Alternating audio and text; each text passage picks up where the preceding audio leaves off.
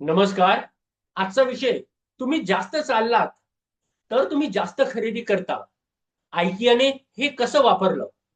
तुम्ही एका मोठ्या शोरूम मध्ये जाता फक्त बघायला, काही घ्यायचं नाही असा विचार करू. पण 30 मिनिटांनी तुमच्या हातात ट्रॉली भरलेली असते. हे तुमच्यासोबत झालंय ना? प्रश्न आहे, तुम्ही खरंच खरेदी केली की तुम्हाला करायला लावली गेली? रिटेलमध्ये एक हिडन ट्रूथ आहे. कस्टमर जितका जास्त वेळ स्टोर मध्ये राहतो तितका खरेदीची शक्यता वाढते. पण प्रॉब्लेम काय?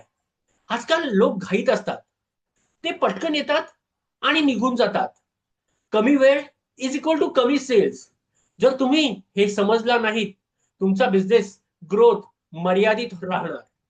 आणि इथे स्मार्ट मूव्ह आला. आयकियाने सौदी अरेबियामध्ये एक सिंपल रूल लॉन्च केला. जितकं चालाल तितकं डिस्काउंट मिळेल.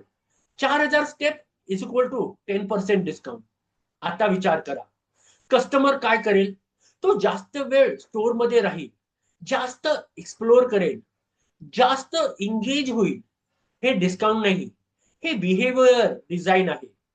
एका मॉलमध्ये दोन कस्टमर आहेत. पहिला, तो पटकन येतो, एक प्रोडक्ट घेतो आणि निघतो. दुसरा, त्याला माहित आहे जास्त चाललो तर जास्त फायदा. तो प्रत्येक सेक्शन बघतो, वॉक करतो, एक्सप्लोर करतो. त्याला नवीन प्रोडक्ट दिसतात, तो कम्पेअर करतो आणि शेवटी जास्त खरेदी करतो. आयकियाला काय समजलं?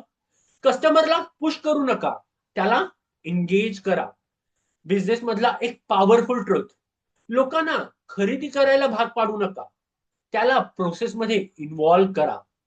जेव्हा कस्टमर इफर्ट घेतो, त्याला रिवॉर्ड फील होतो, त्याला अचीवमेंट वाटतं आणि मग खरेदी नॅचरल होते. जिथे एंगेजमेंट जास्त, तिथे कन्व्हर्शन जास्त. आज तुमच्या बिझनेस साठी विचार करा, मी कस्टमरला एंगेज करतोय का, की फक्त प्रॉडक्ट दाखवतोय? गेमिफिकेशन आणा, एक्सपिरियन्स तयार करा, कस्टमरला इन्व्हॉल्व करा. कारण सेल्स फोर्स करून येत नाही, ती एक्सपिरियन्स मधून येते.